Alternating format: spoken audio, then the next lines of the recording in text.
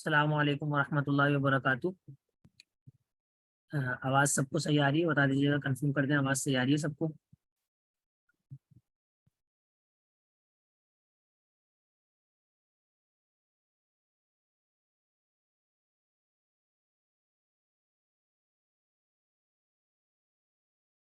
نحمده ونصلي ونسلم على رسوله الكريم، ما بعد فاعوذ بالله من الشيطان الرجيم، بسم الله الرحمن الرحيم۔ رب اشرح لي صدري ويسر لي امري واحلل عقدة من لساني يفقهوا قولي، اللهم ارنا الحق حقا وارزقنا اتباعه وارنا الباطل باطلا وارزقنا اجتنابه، رب يسر ولا تعسر وتمم بالخير وبك نستعين، آمين يا رب العالمين۔ عن ابن مسعود قال قال رسول الله صلى الله عليه وسلم من قرأ حرفا من كتاب الله فله به حسنة والحسنة بعشر أمثالها، لا أقول ألف لام ميم حرف، ألف حرف ولام حرف وميم حرف۔ گزشتہ دو تین اسباق میں ہم نے قرآن مجید کی فضیلت دیکھی تھی۔ اب قرآن مجید کی تلاوت کرنے کا کیا اجر و ثواب ہے اور اس کے کیا فضائل ہیں، وہ اس حدیث میں بیان ہوئے ہیں۔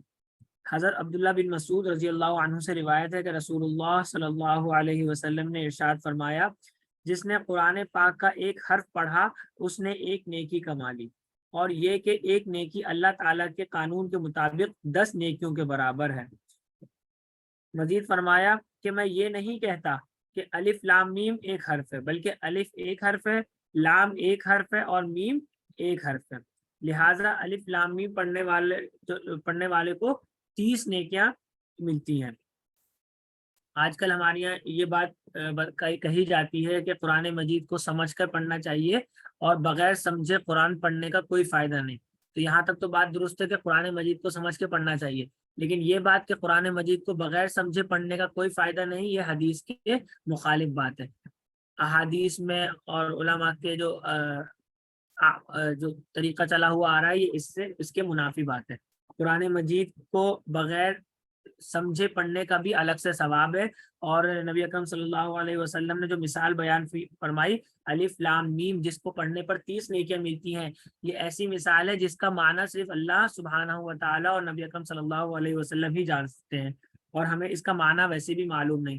تو اس کی مثال بھی آپ صلی اللہ علیہ وسلم نے وہ ارشاد فرمائی جس سے یہ بات اور زیادہ واضح ہوتی ہے کہ قرآن مجید کو بغیر سمجھے پڑھنے کا بھی ثواب ملتا ہے۔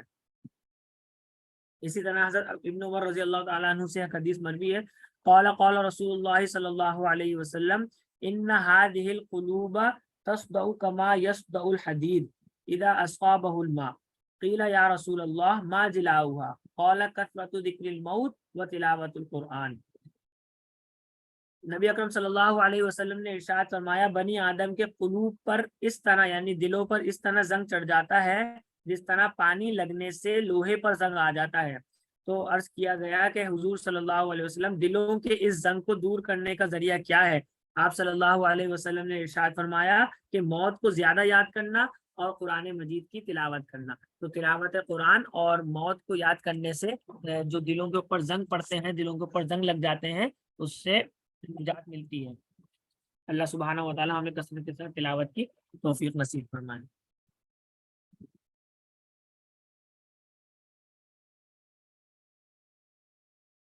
جس طرح کل میں نے عرض کیا تھا کہ آج انشاءاللہ ہم کچھ ریوائز کر لیں گے فعل ماضی فعل مضارع کو، اور جو کل ہم نے باتیں پڑھی تھی ان میں سے کوئی چیز سمجھ میں نہیں آئی ہو تو اس کو بھی دیکھ لیں گے۔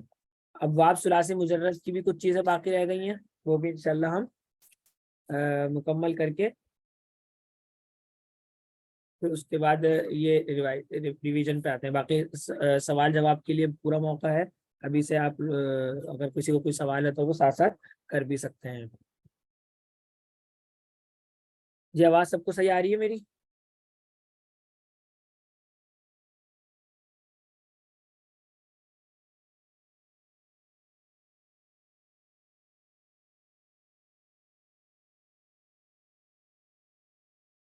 جی سب سے پہلے ہم جو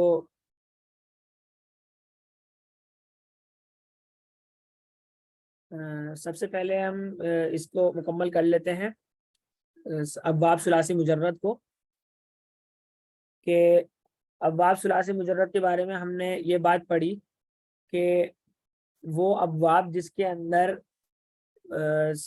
مادہ 6 حرفی ہوتا ہے، یعنی 3 حرفوں پر مبنی ہوتا ہے، اور اس کے اندر مادے کے حروف کے علاوہ اور کوئی حروف نہیں ہوتے، یعنی فعل ماضی کا جو پہلا صیغہ ہوتا ہے اس کے اندر مادے کے حروف کے علاوہ کوئی بھی حرف نہیں ہوتے، تو اس کو ہم کہتے ہیں کہ یہ ثلاثی مجرد ہے۔ کچھ مزید بھی ہوتے ہیں، وہ ہم انشاءاللہ بعد میں پڑھیں گے۔ اس میں ہم نے یہ بات پڑھی کہ فعل ماضی کے بھی 3 اوزان ہوتے ہیں اور فعل مضارع کے بھی 3 اوزان ہوتے ہیں۔ جب ان دونوں کو ہم آپس میں جوڑتے ہیں تو اس سے یہ گروپس بنتے ہیں، یعنی فعل ماضی کا پہلا وزن فعل مضارع کے پہلے وزن سے بنے تو ملے تو ایک گروپ ہو گیا، اسی طرح پہلا دوسرے سے ملے، پھر پہلا تیسرے سے ملے، تو اس طرح کل 9 ممکنہ صورتیں ہیں کہ اس طرح کل 9 گروپس بنائے جا سکتے ہیں، لیکن ہم 9 پورے نہیں بناتے بلکہ عربی میں 6 استعمال ہوتے ہیں، تو اس لیے ہم 6 بناتے ہیں۔ صحیح ہے، تو پہلا وزن جو ہے ماضی کا فعلا، اس کے ساتھ فعل مضارع کے تینوں اوزان جڑتے ہیں، یفعلو، یفعلو اور یفعلو، تو 3 اوزان یہ ہو جاتے ہیں۔ پھر اس کے بعد تو فعل ماضی کا دوسرا وزن ہے فعیلا، اس کے ساتھ فعل مضارع کے 2 اوزان جڑتے ہیں، ایک یفعلو اور دوسرا یفعلو، جبکہ جو تیسرا ہے یہ فعولا، اس کے ساتھ صرف اور صرف ایک ہی وزن جڑتا ہے اور وہ یہ یفعلو، تو اس طرح کل ملا کے یہ 6 ابواب ہوتے ہیں۔ پھر اس کے بعد ہم نے یہ بات سمجھی تھی کہ ہر باب کو یاد کرنے کے لیے تاکہ اس کو سمجھنا آسان ہو، گروپس کو ہم نے باب کا نام دیا ہے، اور ہر باب کا ایک ایسا فعل جو اس کے اندر پایا جاتا ہے اس کو اس کی علامت بنا دیا گیا ہے۔ پھر ہم نے افعال کے نام بھی پڑھے کہ اور ان کی علامات بھی ساتھ دیکھی۔ پہلا باب جس کو ہم کہتے ہیں باب فتح، جس کی علامت فا ہوتی ہے، اور اس کا خاصہ یہ ہوتا ہے اس کے اندر ماضی کے عین کلمے میں بھی زبر آتا ہے اور مضارع کے عین کلمے میں بھی زبر آتا ہے۔ پھر اس کے بعد دوسرا ضربا یضربو، اس کے اندر ماضی کے عین کلمے پہ زبر اور مضارع میں زیر، نصرا ینصرو زبر اور پیش، سمع یسمع زیر اور زبر، حسیبہ یحسبو زیر اور زیر، کرما یکرمو پیش اور پیش، تو یہ کل 6 ابواب اس طرح بن جاتے ہیں۔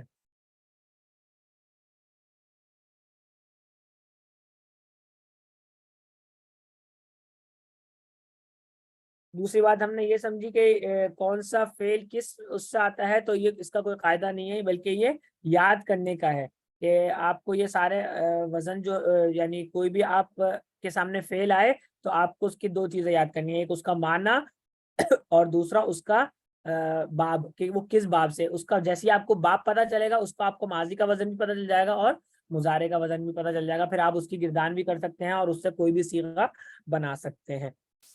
دوسرا ڈکشنری دیکھنے کا کیا طریقہ ہوتا ہے، وہ بھی ہم نے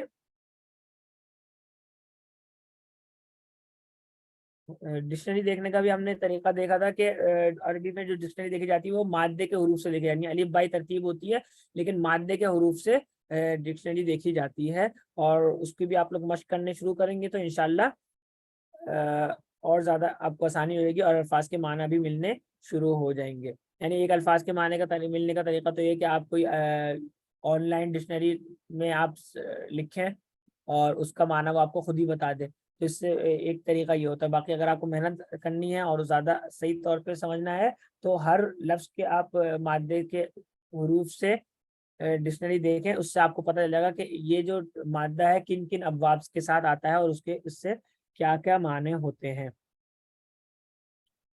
یہ باب سین نہیں، یہ اس کو کہتے ہیں باب سمیع۔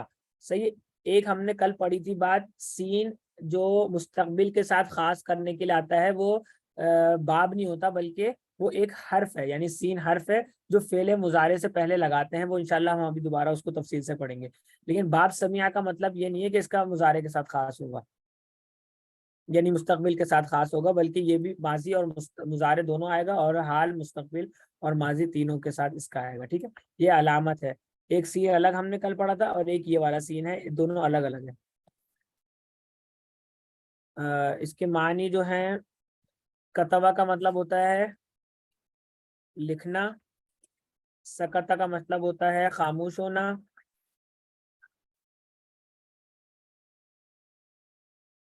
مکسہ کا مطلب رہنا،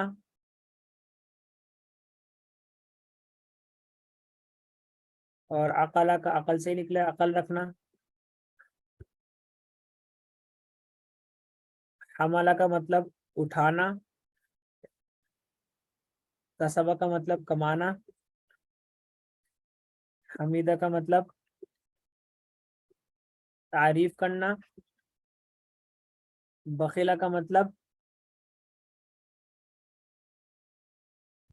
کنجوسی کرنا، رکع کا مطلب رکوع کرنا، اور جعلہ کا مطلب بنانا.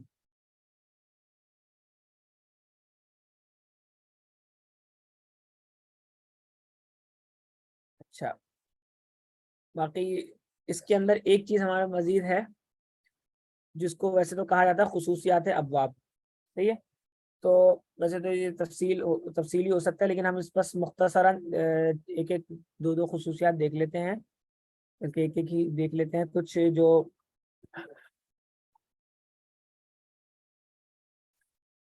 اچھا، خصوصیات کا مطلب یہ ہے کہ عام طور پہ اس باب کے اندر یہ خصوصیت پائی جاتی ہے عام طور پہ. یعنی اس کے بعد کو ہمیشہ واضح رہے کہ خصوصیات کا یہ مطلب نہیں ہے کہ ہمیشہ وہ ہو. صحیح ہے، لازمی نہیں ہے، یعنی ہمیشہ ہونا ضروری نہیں ہے.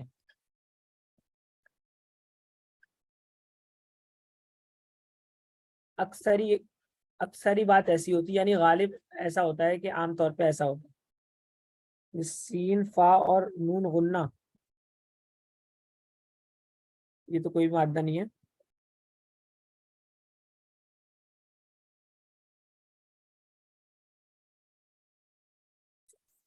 تو کچھ خصوصیات دیکھ لیتے ہیں. ایک مثال کے طور پر باب سمیع ہے. باب سمیع کی ایک خصوصیت یہ ہے کہ اس کے اندر عام طور پہ، یعنی ہمیشہ ایسا نہیں ہوتا، لیکن عام طور پہ جو افعال اس کے اندر آ رہے ہوتے ہیں، اس کے اندر عارضی صفت ہوتی ہے. ایسی صفت کا ذکر ہوتا ہے جو عارضی یا وقتی ہو. کچھ عام طور پہ ایسے اس کے اندر سوال ہے، جیسے مثال کے طور پہ فریحہ، یفرح، خوش ہونا. اب ہر کوئی شخص ہمیشہ خوش نہیں رہتا، بلکہ کچھ کبھی کبھار خوشی جو ہوتی ہے اس کے لیے لفظ استعمال ہوتا ہے فریحہ. اسی طرح حزینہ، غمگین ہونا. صحیح، عارضی ایک طور پہ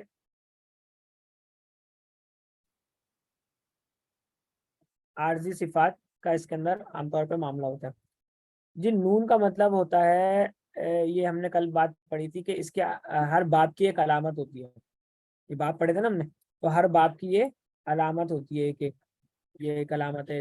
یہ ساری علامتیں، اس علامت کے لکھے جانے سے ہمیں پتہ چل جاتا ہے یہ کس باب سے ہے، اور ہمیں پورا لکھنا نہیں پڑتا کہ فتح یفتح لکھے، بس خالی ہم نے فا لکھ دیا، پتہ چل گیا کہ باب فتح سے ہے، تو اس کا ماضی زبر عین کے زبر اور مضارع عین کے زبر کے ساتھ آئے گا.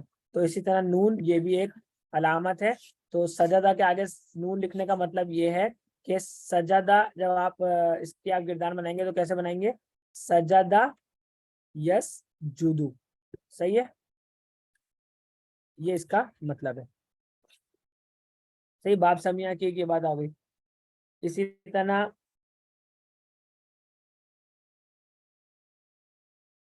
عام طور پہ اسی باب سمیع کی خاصیت یہ ہے کہ عام طور پہ اس کے اندر جو ابواب آتے ہیں وہ لازم آتے ہیں. ہم نے دو قسم کے افعال آتے ہیں، وہ لازم آتے ہیں. دو قسم کے ہم نے افعال پڑھے تھے، لازم اور متعدی. تو باب سمیع میں آنے والے زیادہ تر جو الفاظ ہوتے ہیں، افعال ہوتے ہیں، وہ لازم ہوتے ہیں. وہ کم ہوتے ہیں، متعدی کم ہوتے ہیں. البتہ ایسا نہیں ہے کہ بالکل نہ ہو، متعدی بھی ہوتے ہیں، لیکن زیادہ تر لازم ہوتے ہیں. اسی طرح باب کروما، اس کے اندر ایک جو صفات ہوتی ہیں اس کے اندر دائمی ہوتی ہیں. دائمی صفات کا عام طور پہ اس کے اندر تذکرہ ہوتا ہے. جیسے حسنا،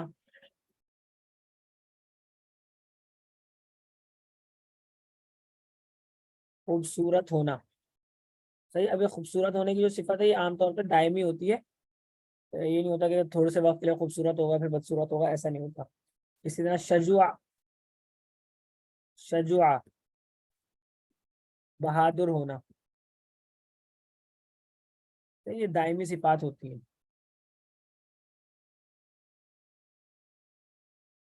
اور اسی طرح اس کے اندر بھی جو افعال آتے ہیں وہ بھی زیادہ تر لازم ہوتے ہیں، متعدی نہیں ہوتے. یعنی متعدی بھی ہوتے ہیں لیکن زیادہ تر لازم ہوتے ہیں. اسی طرح باب فتح، جی میں نے کہا کہ باب کرومہ سے آنے والے جو افعال ہیں وہ زیادہ تر اس کے اندر ایسی صفات پائی جاتی ہیں جو دائمی ہوتی ہیں، یعنی اس کے اندر اس کا لازمی حصہ ہوتی ہیں، ہمیشگی والا اس کے اندر حصہ ہوتا ہے. عام طور پہ ایسی صفات آتی ہیں ان کے افعال میں. یہ بس ایسی بس اضافی باتیں ہیں، یعنی اس کا کوئی قواعد سے تعلق نہیں ہے، لیکن مزید آپ کو کانسیپٹس کلیئر کرنے کے لیے یہ بات سمجھ سکتے ہیں. اچھا، باب فتح کی ایک خاصیت بہت یعنی کثرت کے ساتھ ہے. باب فتح اس کی جو خاصیت ہے وہ مادے کے ساتھ ہے. یعنی جو باب فتح کے اندر جو افعال آ رہے ہیں، باب فتح کے اندر جو افعال آتے ہیں ان کا عین یا لام کلمہ حروف حلقی ہوتا ہے. حروف حلقی کون سے؟ 6 حروف حلقی ہوتے ہیں نا. کون کون سے ہوتے ہیں؟ حمزہ،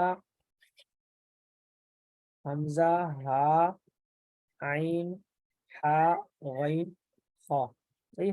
تو عام طور پہ باب فتحہ سے آنے والے افعال کا جو عین کلمہ ہوتا ہے یا لام کلمہ ہوتا ہے وہ حروف حلقی پر مبنی ہوتا ہے. اور باب حسیبہ جو ہے، باب حسیبہ جو ہے وہ اس سے بہت ہی کم باب آتے ہیں، بہت ہی کم افعال آتے ہیں. باب حسیبہ سے بہت ہی کم استعمال ہونے والا ہے یہ.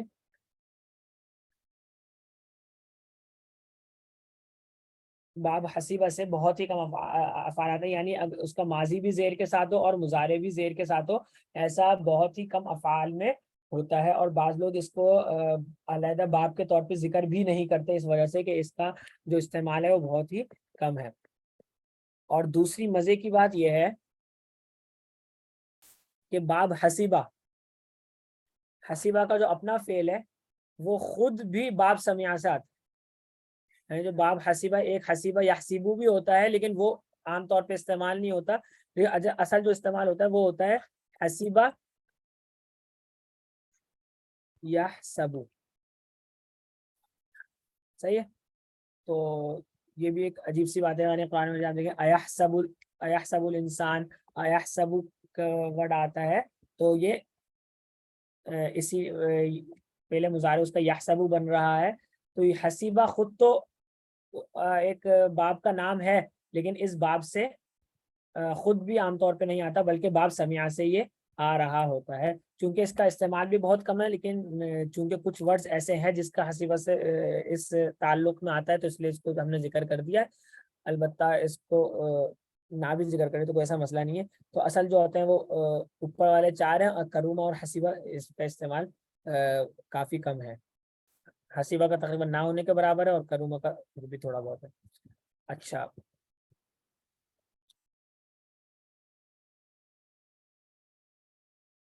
یہاں تک ہمارا ہو گیا اب باب ثلاثی مجرد. ٹھیک ہے. اب ہم کچھ بات کر لیتے ہیں فعل ماضی اور فعل مضارع کے حوالے سے.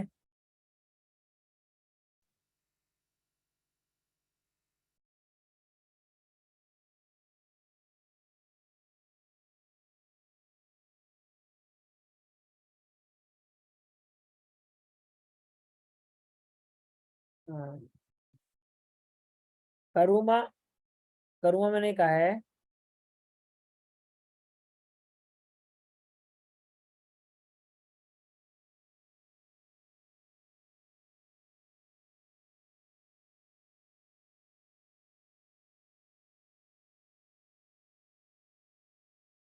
کروما میں یہ وجہ ہے کہ دائمی صفات ہوتی ہے، جو افعال ہوتا ہے اس کے اندر دائمی صفات عام طور پہ ہوتی ہے، لیکن ہمیشہ نہیں ہے یہ، وہی بات، اس بات کو ہمیشہ یاد رکھنا، خصوصیات کا مطلب یہ نہیں کہ ہمیشہ اس کے ساتھ خاص ہو، بلکہ یہاں۔ اچھا، یہ خصوصیات جو ہیں وہ مزید فی میں زیادہ اہتمام کے ساتھ آتی ہے بمقابل اس کے اندر بھی بس بتا دیتے ہیں، لیکن جو اب ہم مزید فی پڑھیں گے نا اس کے اندر خاص طور پہ ہم خصوصیات کا ذکر اس میں کریں گے انشاءاللہ۔ اچھا، فعل ماضی اور فعل مضارع، کچھ اس کا دہرائی کر لیتے ہیں۔ فعل ماضی کی گردانیں سب کو یاد ہے؟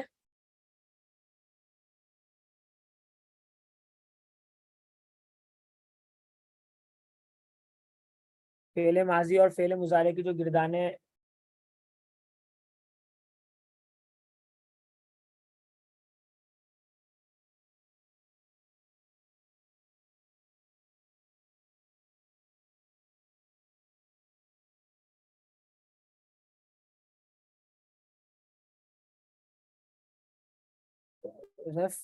فعل ماضی کے تینوں دان ہوتے ہیں، تینوں سے جو گردان بنتی ہے اس کے جو صیغے بنتے ہیں ان کو ایک مرتبہ دہرا دیتے ہیں کہ فعل، فعلا، فعلو، فعلت، فعلتا، فعلنا، فعلتا، فعلتما، فعلتم، فعلتی، فعلتما، فعلتن، فعلتو، فعلنا، فعلنا، ٹھیک ہے۔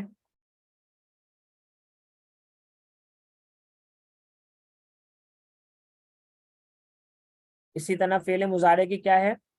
یفعلو، یفعلانی، یفعلون، تفعلو، تفعلانی، یفعلنا، تفعلو، تفعلانی، تفعلون، تفعلین، تفعلانی، تفعلنا، افعلو اور نفعلو، صحیح ہے۔ یہ اس کی گردانیں ہیں جس کے معنی ہم اور سمیت ہم نے اس کو دیکھا تھا، صحیح۔ اچھا، دونوں کے وزن ابھی ہم نے دیکھ لیے، معروف کے اور مجہول کے کیا اوزان ہوتے ہیں؟ ماضی مجہول فعیلا، صحیح ہے، اور مضارع مجہول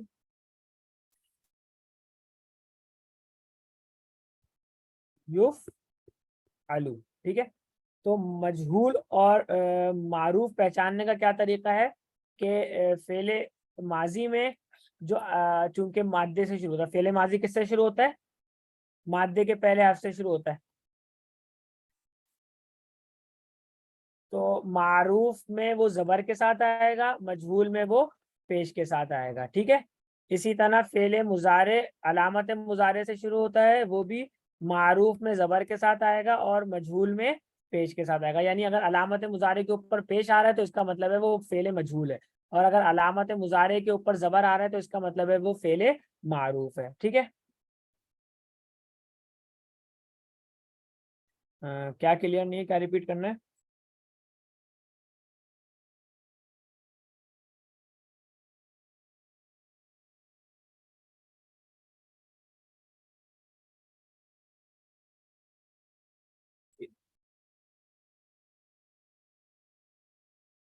فعل معروف اور فعل مجہول کے فرق ہونے، یعنی اگر ہمارے سامنے کوئی بھی حرف آ جائے تو ہم کیسے اس کو پہچانیں گے کہ یہ فعل معروف ہے کہ مجہول ہے؟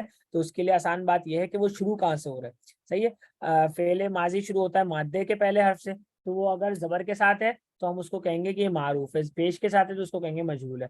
اسی طرح مجہول جو فعل مضارع ہے اس کے اندر بھی یہی بات ہے کہ اگر وہ اس کے علامت مضارع کے اوپر پیش ہے تو وہ مجہول ہے، علامت مضارع کے اوپر زبر ہے تو وہ معروف ہے، ٹھیک ہے۔ اچھا، اس کے علاوہ ہم نے فاعل کے کچھ قواعد دیکھے تھے۔ فاعل یا تو ضمیر کی صورت میں ہوتا ہے یا اس میں ظاہر کی صورت میں ہوتا ہے.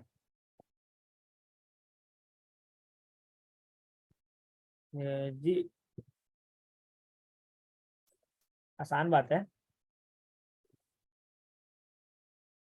پہلے ماضی معروف. ٹھیک ہے. اس کے اوزان ہیں فعلا، فعیلا اور فعولا. ٹھیک ہے. اور فعل ماضی مجہول کے اوزان کا ایک ہی وزن ہے، وہ ہے فعیلا. ٹھیک ہے. اب آپ کے سامنے کوئی بھی فعل ماضی آئے تو اب آپ کو کہا جائے کہ اس کو پہچانے کہ یہ فعل ماضی معروف ہے کہ مجہول ہے. تو اس کے لیے میں نے کہا آسان طریقہ یہ ہے کہ آپ جو مادہ آپ نے پہلے نکال لیا اس کا، تو اب مادے کا جو پہلا حرف ہے نا اس کو آپ دیکھ لیں. تو یہ اوپر کے جو معروف کے اوزان ہے اس میں دیکھیں، اس میں بھی زبر ہے، اس میں بھی زبر ہے، اس میں بھی زبر ہے. زبر ہوا تو ہم کہیں گے کہ فعل ماضی معروف ہے، اس کے اندر فاعل ہوگا. اور اگر فعل ماضی مجہول ہوگا تو پیش ہے، تو اس کے اندر نائب الفاعل ہوگا. ٹھیک ہے. اسی طرح علامت مضارع یعنی مضارع میں بھی یہی ہے کہ یفعلو، یفعلو اور یفعلو. اور مجہول ہے یفعلو. صحیح ہے. یفعلو. تو اب زبر علامات مضارع نا، یا یفعلو، تفعلو، افعلو، نفعلو. باقی سارا تو آپ نے علامت مضارع تو آگے جو جس کی جو ہوگی وہ لگانی ہے. صحیح ہے. یا ہے علامت مضارع یہاں پر، تو ان سب کے اوپر آپ دیکھیں زبر ہے. علامت مضارع پہ زبر آ گئی تو اس کا مطلب ہے کہ ہم اس کو کہیں گے کہ یہ معروف ہے. علامت مضارع پہ پیش آ گئے تو اس کو کہیں گے مجہول ہے. جب کلیئر ہوا. اچھا ہم یہ کہہ رہے تھے فائل. تو فائل میں ہم نے کیا کیا باتیں پڑھی تھی کہ یا تو فائل ہوتا ہے ضمیر، یا ہوتا ہے اس میں ظاہر. ٹھیک ہے. اچھا ضمیر ہوتی ہے تو وہ ضمیر کس صورت میں آتی ہے؟ فائل کی ضمیر کس صورت میں آتی ہے؟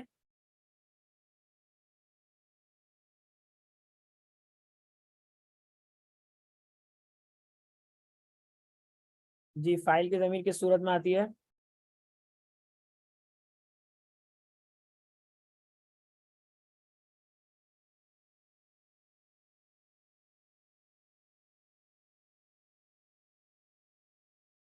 ضمیر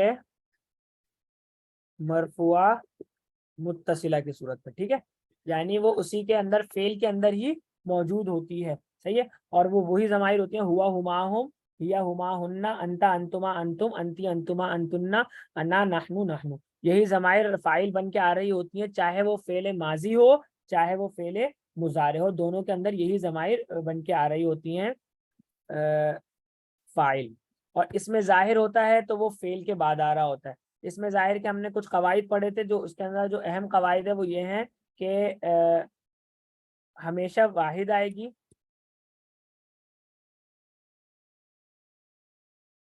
اور غائب آئے گی. صحیح ہے. واحد غائب آئے گی، اور جنس کے اعتبار سے مطابقت ہوگی، جنس میں مطابقت ہوگی. صحیح ہے. جیسے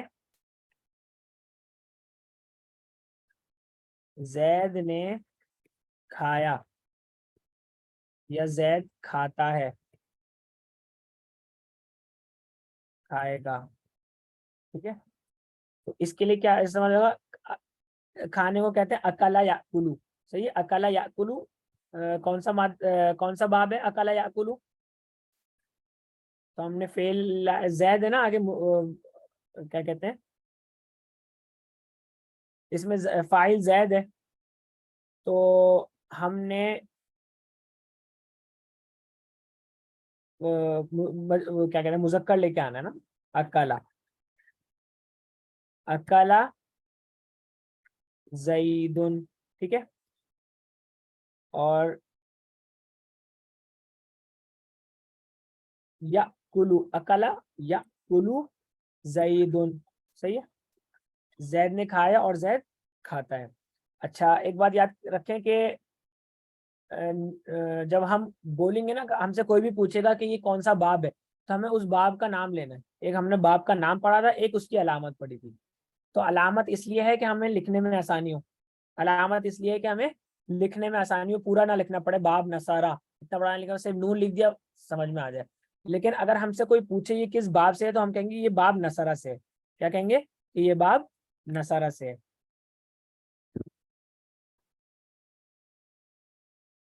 اکلا زیدن اور یاکلو زیدن.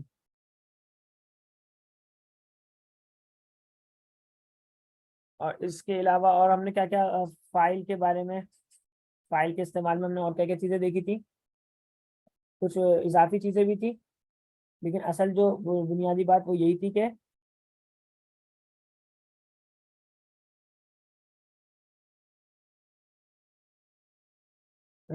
کہ فائل جو ہے وہ واحد آئے گا، غائب آئے گا، اور جو اس میں یعنی واحد مؤنث آ جائے گی اگر مؤنث ہوگی. جیسے اگر فاطمہ کرتے ہیں اس کی جگہ تو کیا ہو جائے گا اکلت فاطمہ تو. صحیح ہے. اسی طرح تأکلو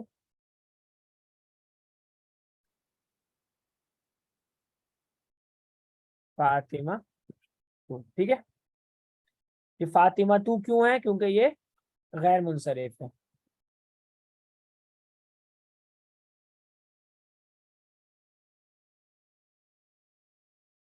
اب چاہے اس میں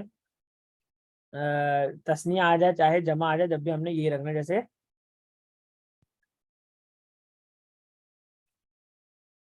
واحد رکھنا ہے. اکلت المعلمات معلمہ تانی.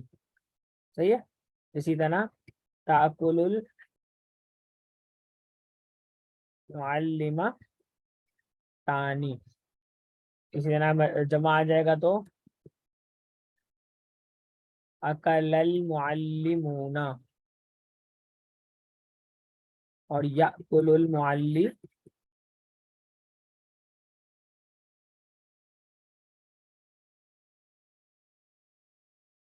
ٹھیک ہے.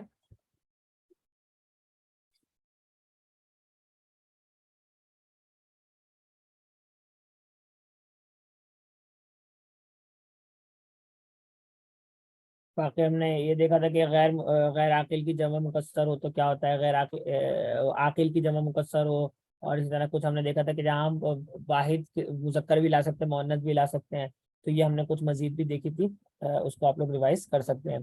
پھر اگر ایک بات ہم نے یہ بھی پڑھی تھی کہ اگر جملہ اسمیہ یعنی اسم سے شروع ہوگا تو ہم اس کو کہیں گے کہ جملہ اسمیہ ہے. فعل سے شروع ہوگا تو اس کو کہیں گے جملہ فعلیہ ہے.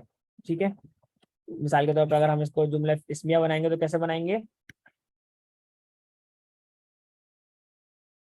المعلمون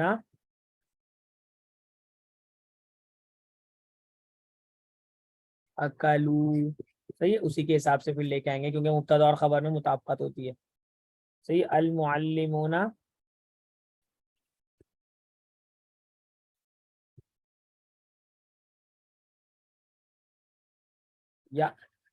یأکلون.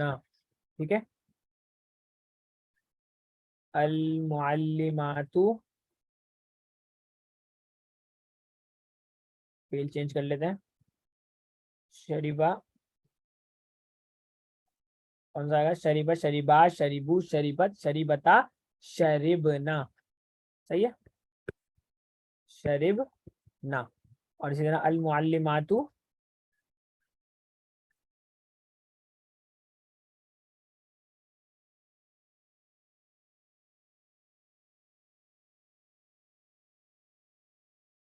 یأکلنا. صحیح ہے.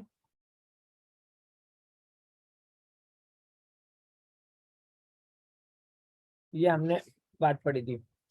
تو ایک بات ہم نے یہ پڑھی کہ جملہ فعلیہ میں جو لازم ایک ہم نے ایک تقسیم پڑھی تھی فعل لازم اور فعل متعدی کی. کیا کیا ہوتا ہے فعل لازم اور فعل متعدی؟ کسی کو یاد ہے فعل لازم اور فعل متعدی کیا ہوتا ہے؟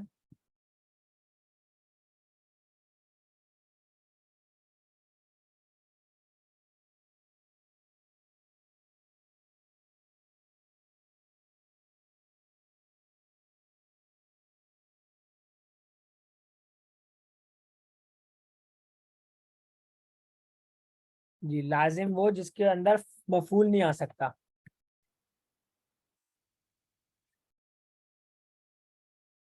صحیح ہے, متعدی اس میں مفعول آ سکتا ہے.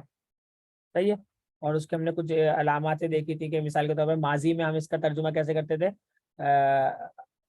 وہ کے سے کرتے تھے, اور اس میں اس نے کے اعتبار سے کرتے تھے. اسی طرح ہم نے جواب کر کے کس کو آگے لگائیں گے تو ہمیں پتہ چل جائے گا کہ یہ متعدی ہے کہ لازم ہے. اس کا جواب آ سکتا ہے تو اس کا مطلب متعدی ہے, ورنہ لازم ہے. ٹھیک ہے. تو ہم نے یہ بات پڑھی تھی کہ فعل کے ساتھ مفعول بھی آتا ہے. مفعول, پھر مفعول کی بارے میں ہم نے پڑھا کہ مفعول کسے کہتے ہیں, جس کے اوپر کام کا اثر ہوتا ہے. صحیح ہے, جس کے اوپر کام کا اثر ہوتا ہے, کام کرنے والا فاعل جس کے اوپر کام کیا جاتا ہے وہ مفعول, اس کو مفعول کہا جاتا ہے.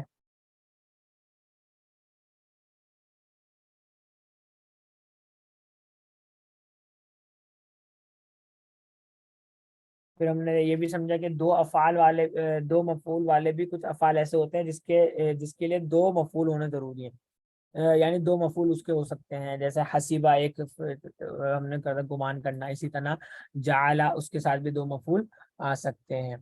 پھر اس کے علاوہ ہم نے فعل مجہول جو پڑھا تو اس کے اندر ہم نے کیا پڑھا تھا, فاعل کی جگہ پہ نائب الفاعل, یعنی فاعل کا نائب. وہ اصلا مفعول ہوتا ہے لیکن فاعل کی جگہ پہ آتا ہے, اس لیے فاعل والی اس کی حالت ہوتی ہے, یعنی حالت رفع میں آتا ہے. مفعول حالت نصب میں آتا ہے, فاعل حالت رفع میں آتا ہے.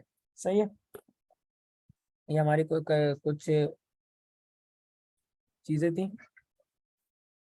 اسی طرح فعل مضارع کا کل ہم نے ایک بات پڑھی تھی فعل مضارع کی اہم, کہ اگر ہمیں فعل مضارع کو مستقبل کے ساتھ خاص کرنا ہوتا ہے تو ہم اس کے آگے سین لگا دیتے ہیں. صحیح ہے.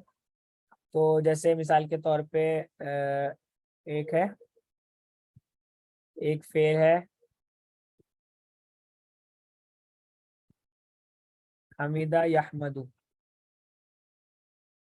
صحیح ہے, حمیدہ یحمدو سے ہم کرتے ہیں. تو یحمدو کا مطلب ہے, یحمدو کا مطلب ہے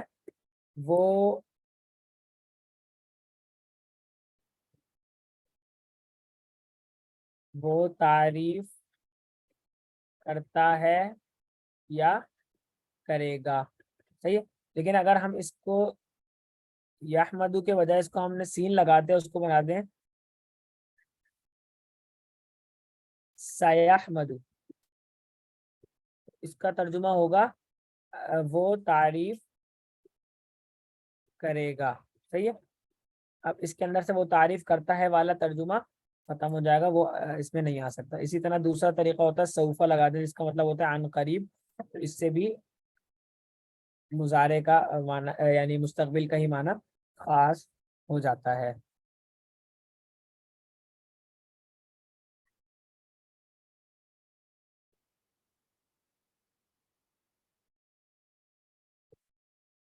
صحیح ہے. ایسا کل جو مشقیں دی تھی میں نے وہ آپ لوگوں نے کر لی ہے.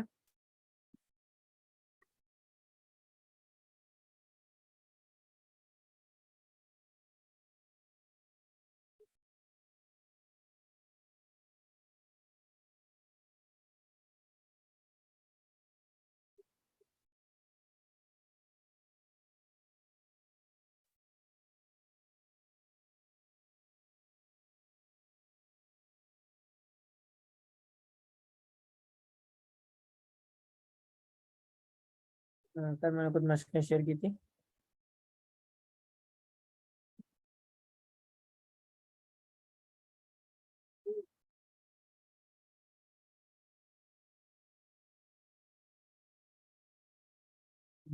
یہ ماضی کے اقسام میں آتا ہے, ماضی قد لگانے سے ماضی کا مطلب کیا ہوتا ہے, اور یہ سارے تو یہ انشاءاللہ ہم پڑھتے ہیں تو پھر اس میں آ جائے گا سامنے. یعنی ماضی کا صرف ایک یہ مطلب ایک ہم جیسے مثال کے طور پہ ایک ہوتا ہے ماضی اس نے کھایا, یا ایک ہم کہتے ہیں اس نے کھایا ہے, تو ایک ماضی قریب ہے, ایک ماضی دور ہے, یا پھر وہ کھا چکا ہے, ایک یہ ماضی ہوتا ہے. تو مختلف ماضی کی اقسام ہوتی ہیں, تو انشاءاللہ اس میں ہم پڑھ لیں گے قد بھی.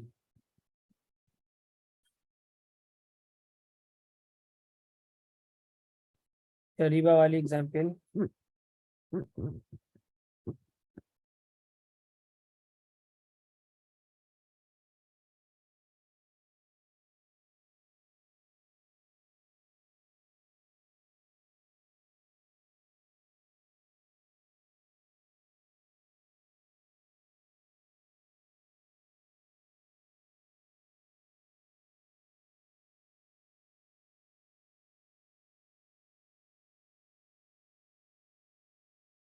کہاں پہ یہ شبنا؟ اگر اس کو وہ کر دیں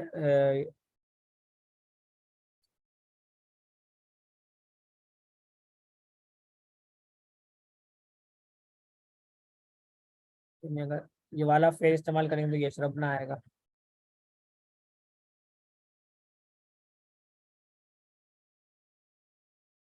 صیغہ سے مراد ہوتی ہے کہ اس میں یہ بتانا کہ مذکر ہے، مؤنث ہے، اسی طرح واحد ہے، تثنیہ ہے، جمع ہے، اور غائب ہے، حاضر ہے یا متکلم ہے. اس کو بتانے کو کہتے ہیں صیغہ.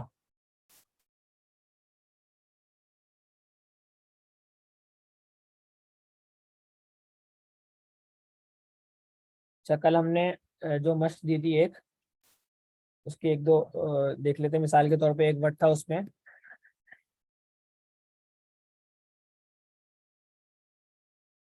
ہضم تمونی. ہضم تمونی. تو ہمیں اس کی کیا کیا چیزیں بتانی تھی؟ پہلے ہمیں اس کا ایک بتانا تھا مادہ،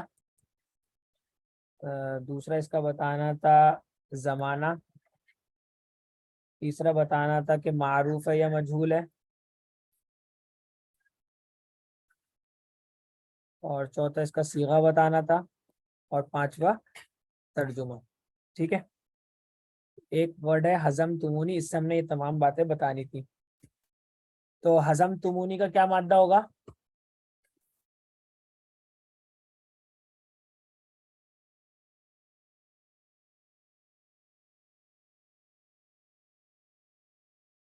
ہا، زا، اور میم. یہ ہو گیا اس کا مادہ. ٹھیک ہے. زمانہ ہمیں کیسے پتہ چلے گا کہ ماضی مجہول ہے؟ اب تو کیا کہتے ہیں، ماضی مضارع ہے، تو اس کے اندر دیکھیں شروع میں علامت مضارع ہے یا نہیں ہے؟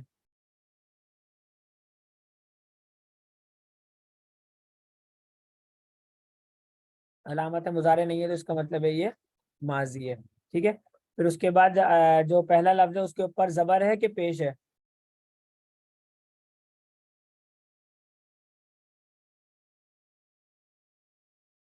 تو زبر ہے تو اس کا کیا مطلب ہے؟ یہ معروف ہے. ٹھیک ہے. پھر اس کے بعد ہمیں بتانا ہے صیغہ. تو آپ ہم گردان پڑھ لیں گے پوری. ہزما، ہزما، ہزمو، ہزمت، ہزمتا، ہزمنا، ہزمتا، ہزمتما، ہزمتم. یہ ہزمتم، یہ واو تو اس کے ساتھ ملانے کے لیے آتی ہے. جب ہم اس کے ساتھ مفعول کا ملاتے ہیں تو آتی ہے واو. تو اس کا مطلب یہ ہزمتم. ہزمتم صیغہ یعنی نواں صیغہ ہے. تو اس کو ہم کہیں گے کہ کون سا صیغہ ہے؟ جمع مذکر حاضر. ٹھیک ہے. یہ اس کا صیغہ ہے. پھر اس کے بعد ہمیں اس کا ترجمہ کرنا ہے. ہضمہ کا مطلب ہوتا ہے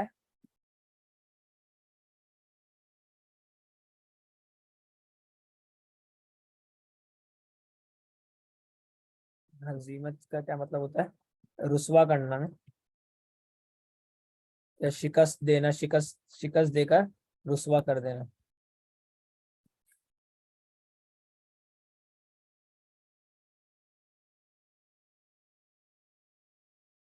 زمانہ ہم نے ایسے نکالا کہ اس سے شروع میں دیکھیں کہ علامت مضارع ہے یا نہیں ہے.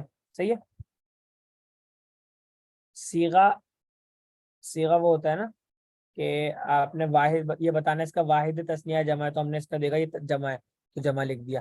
مذکر ہے مؤنث ہے تو معلوم ہوا کہ یہ مذکر ہے تو مذکر لکھ دیا. حاضر غائب اور متکلم میں ہم نے دیکھا کہ حاضر ہے تو ہم نے اس کے آگے حاضر لکھ دیا. اس کو کہتے ہیں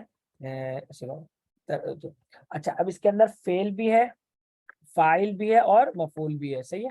فعل پلس فاعل پلس مفعول، تو تینوں کا ترجمہ ہم نے اس میں کرنا ہے. اور مفعول میں واحد متکلم کی ضمیر ہے، اور جو فاعل میں جمع مذکر حاضر کی ضمیر. تو کیا ہو جائے گا؟ تم سب نے مجھے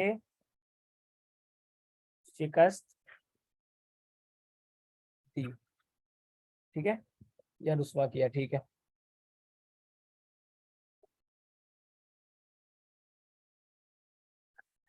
کل گروپ پہ شیئر نہیں کی تھی یہ تر زقینہ؟ صحیح ہے، ترزقینا ایک. اب اس کے اندر بھی ہمیں یہ تمام چیزیں بتانی ہے. تو مادہ اس کا کیا ہو جائے گا؟ اس کا مادہ لکھیں جلدی سے. اس کا زمانہ لکھیں. مجہول اور معروف لکھیں.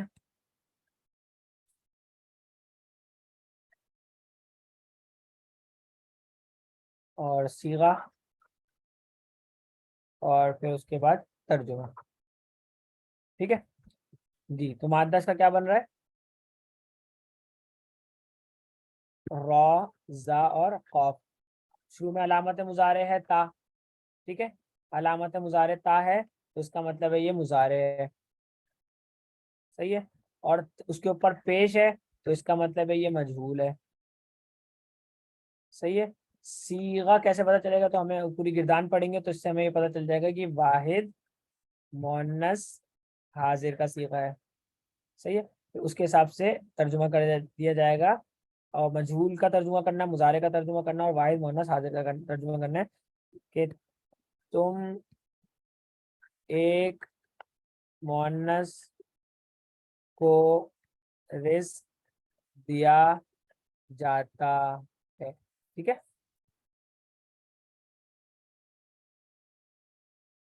صحیح. تو اس طرح اس کے پورا کرنا مکمل. صحیح ہے. کسی کو کوئی سوال ہے تو وہ کر سکتے ہیں، باقی کلاس ہم پھر مکمل کر لیتے ہیں انشاءاللہ.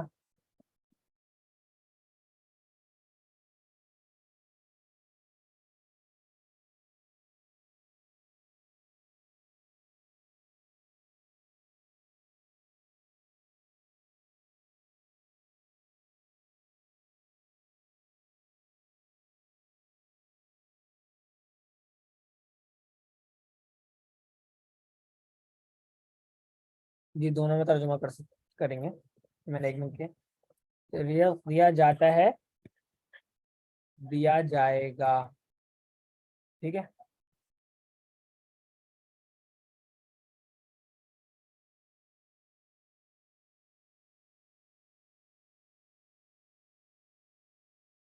شاید پھر یہ میل والے گروپ میں شاید شیئر نہیں ہوئی ہے، میں نے ابھی دوبارہ شیئر کر دی اس کو.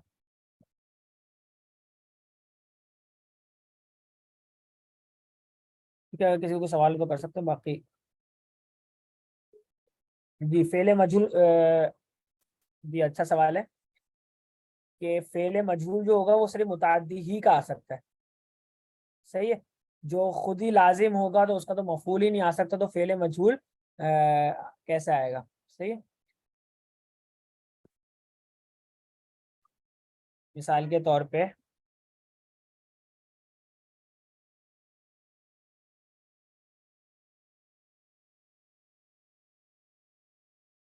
واحد مؤنث ہے کہ ہم نے اس کی گردان پڑھی. گردان ہے نا اس کی ترزقو، ترزقانی، ترزقونا، ترز یرزقو. شروع سے کرتے ہیں دوبارہ. یرزقو، یرزقانی، یرزقونا، ترزقو، ترزقانی، یرزقنا، ترزقو، ترزقانی، ترزقونا، ترزقینا. صحیح ہے. ترزقینا آ گیا. تو یہ اگر اس کو آپ دیکھیں گے تو یہ آ جائے گا اس میں ترزقینا واحد مؤنث حاضر. ہضم تمونی مثال میں واحد جمع والی بات کو سنو. واحد جمع والی کون سی بات؟ اس کے اندر واحد نہیں، اس کے اندر جمع ہی ہے. یہ ہم نے کہا صیغہ معلوم کرنے کے لیے ہمیں معلوم کرنا پڑتا ہے واحد ہے، جمع ہے یا تثنیہ ہے. تو اس میں سے ہم نے دیکھ لیا کہ یہ جمع ہے. ٹھیک ہے. اور دیا جا رہا ہے ہو سکتا جی. اس کا ترجمہ ایسا نہیں ہو سکتا ہے رزق دیا جا رہا ہے، یہ نہیں ہو سکتا اس کا ترجمہ. اس کے لیے جو کنٹینیوز والا جو مفہوم آتا ہے نا کہ پریزنٹ کنٹینیوس، تو اس کے لیے عربی میں الگ ایک طریقہ ہوتا ہے استعمال کرنے کو. انشاءاللہ دیکھتے ہیں موقع ملتا ہے تو. جی جو تا ہے یہ علامت مضارع. صحیح. تا جو ہے یہ علامت مضارع، اسی لیے اس کے اندر جو سب سے پہلا خانہ ہے وہ کس چیز کا ہے؟ مادے کا. سب سے اہم چیز ہے کہ آپ نے مادہ پہچاننا ہے. صحیح ہے. سب سے اہم چیز ہے کہ آپ نے مادہ پہچاننا ہے. تو اب مادہ اگر غلط پہچانیں گے تو آپ کا سب کچھ غلط ہو جائے گا. تو اگر کوئی کہے کہ مثال کے طور پر اس کا مادہ تا را زا ہے. صحیح. تا را زا اگر اس کا مادہ لگے گا تو پھر یہ بقیہ کی ساری آگے کی بھی غلط ہو جائے گی. تو اس میں یہی ہے کہ پہلے مادہ پہچانے, پھر اس مادے کو آپ دیکھیں کہ ہم نے ابھی تک جتنے بھی وزن پڑے ہیں ان میں سے کسی وزن کے اوپر یہ فٹ بیٹھ رہا ہے یا نہیں بیٹھ رہا. تو تا را زا اگر ہم دیکھیں تو اس کا جو وزن بیٹھنے کا نا, اگر ہم اس کو اس مادے پہ لے کے آئیں تو اس کا وزن بن جائے گا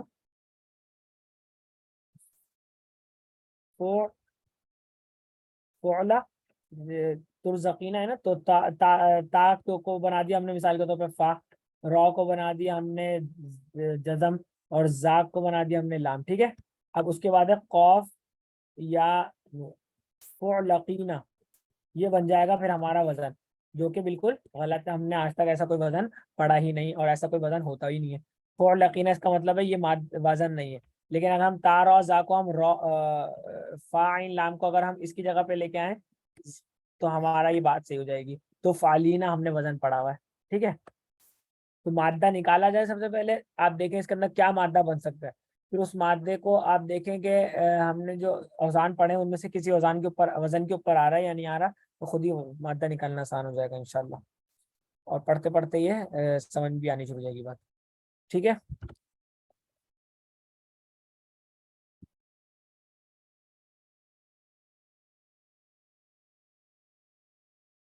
جی یہ بات کئی مرتبہ میں عرض کر چکا ہوں کہ اس کو کانٹیکسٹ سے ہی پہچان سکتے ہیں. صحیح ہے, یعنی کوئی نہ کوئی ایسا کانٹیکسٹ ہوگا جس سے ہمیں یہ پتہ چلے گا کہ یہ واحد مؤنث غائب ہے یا واحد مذکر حاضر ہے. اور اگر کوئی بھی کانٹیکسٹ نہیں ہو تو پھر ہمارے پاس اختیار ہوگا کہ ہم دونوں میں اس کو ترجمہ کر سکتے ہیں. یعنی کسی بھی صورت میں اس کا کوئی ہمیں ایسی کوئی نا الفاظ میں پتہ چل رہا, نہیں معنوں سے ہمیں پتہ چل رہا کہ یہ مؤنث غائب ہے یا مذکر حاضر ہے, تو ہمیں پھر وہاں پہ اختیار ہوگا کہ ہم دونوں ترجمے اس کے کر سکتے ہیں. ورنہ عام طور پہ کانٹیکٹ سے پتہ چل جاتا ہے, یعنی سیاق و سباق سے پتہ چل جاتا ہے کہ یہ کون سا اس کا ہمیں ترجمہ کرنا ہے.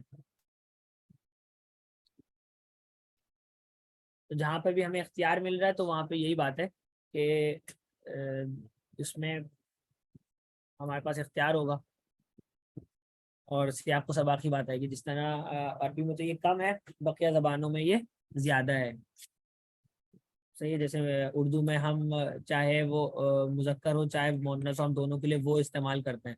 صحیح ہے, اس نے استعمال کرتے ہیں, اس نے یہ کیا, اس نے کھانا کھایا. اب اس نے کھانا کھایا مذکر بھی ہو سکتا ہے مؤنث بھی ہو سکتا ہے. ٹھیک ہے, لیکن ہم کانٹیکٹ سے دیکھ رہے ہوتے ہیں, یا پھر اگر نہیں پتہ چلتا تو ہم دونوں احتمال رکھ لیتے ہیں. تو دیگر زبانوں میں تو یہ زیادہ ہے, عربی اس اعتبار سے وہ ممتاز ہے کہ اس کے اندر یہ بات بہت کم ہے. یعنی اس کے اندر ہر چیز کو بہت زیادہ وضاحت کے ساتھ بیان کر دیا گیا ہے. جی انشاءاللہ میں پھر اور بھی ملتے تو میں انشاءاللہ دیتا ہوں.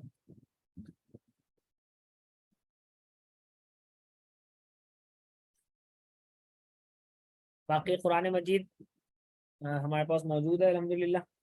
تو جتنا ہم قرآن پاک سے جڑیں گے تو اتنا ہی اور بھی فوائد حاصل ہونے کے ساتھ ساتھ عربی گرامر کو بھی ہم کیونکہ ہمارا جو اصل مقصود ہے ابھی جتنے بھی ہم قواعد پڑھ رہے ہیں اس کے اندر ہم کو عربی تکلم نہیں پڑھ رہا ہے, یعنی کہ عربی میں کلام کیسے کیا جائے, بلکہ ہم عربی قواعد پڑھ رہے ہیں قرآنی. یعنی جو قرآن مجید میں لفظ استعمال ہو رہے ہوتے ہیں, قرآن مجید میں قواعد استعمال ہو رہے ہوتے ہیں, وہی پڑھ رہے ہوتے ہیں. تو قرآن مجید سے مشق کرنے کی جتنی کوشش کریں گے اتنا زیادہ سب زیادہ فائدہ اسی میں ہوگا, کیونکہ اس کے اندر آپ کو ڈھیروں مثالیں ہر چیز کی مل جائیں گی. اور اس سے پھر ایک تو عربی گرامر بھی پکی ہوتے رہے گی, دوسرا قرآن مجید کا بھی سمجھ میں آنا ہونا شروع ہو جائے گا. پھر زیادہ دلچسپی پیدا ہوگی کہ الحمدللہ ہمیں قرآن پاک سمجھ میں آنا شروع ہو گیا, تو اس سے مزید دلچسپی بھی بڑھے گی. تو قرآن مجید لے کے بیٹھیں, اس کے اندر شروع سے کوئی بھی آیت لے لیں اور انالیسس کرنا شروع کر دیں اس کا کہ یہ جملہ اسمیہ ہے جملہ فعلیہ ہے. جملہ فعلیہ ہے تو فعل کیا ہے, فاعل کیا ہے, مفعول کیا ہے. جملہ اسمیہ ہے تو مبتدا کیا ہے, خبر کیا ہے. پھر اگر درمیان میں مرکبات آ رہے ہیں تو مرکب اضافی ہے, توصیفی ہے, کون سا ہے, تو اس کے قواعد یہاں پہ اپلائی ہو رہے ہیں یا نہیں ہو رہا ہے. تو یہ آپ لوگوں کا کام ہے آگے. ہمارا تو چونکہ مختصر سا کورس ہے تو اس کے اندر ہم بہت زیادہ تفصیل کے ساتھ مشقیں نہیں کر سکتے ورنہ قواعد رہ جائیں گے.